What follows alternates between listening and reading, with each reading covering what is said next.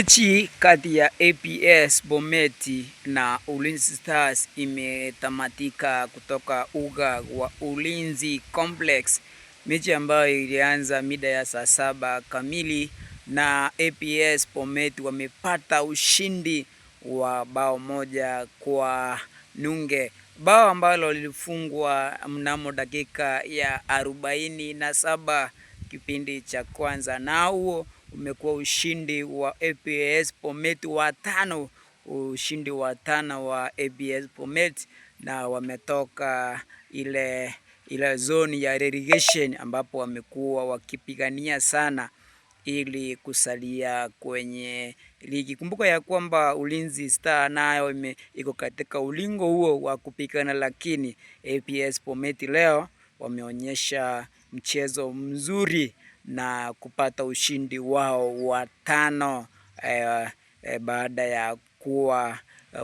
baada ya kupiwa sana ama kushindwa mechi nyingi sana, lakini kwa leo miungu imekubali na juhudi zimekubali na wamepata alama 3 muhimu kutoka uga wa Ulinzi Complex mjini Nairobi. Ni hao tu kwa sasa, tunasubiria mechi kati ya Gor Mahia versus Kariobangi Sharks. Kumbuka ya kwamba Kariobangi Sharks nao pia inapigana sana kusalia kwenye ligi, kwa sababu hali ni ngumu, wako huko chini wanang'ang'ana angalau wasalie kwenye ligi. Ni mchuano ambao utakuwa mgumu sana, lakini mwisho wa siku Gor Mahia watapata ushindi wao. Na kumbuka ya kwamba Gor wanang'ang'ana sana kuhakikisha kwamba wanachukua taji la msimu huu mwaka 2025 na 2026. Langu jina la salia kuwa Maskini Msomi.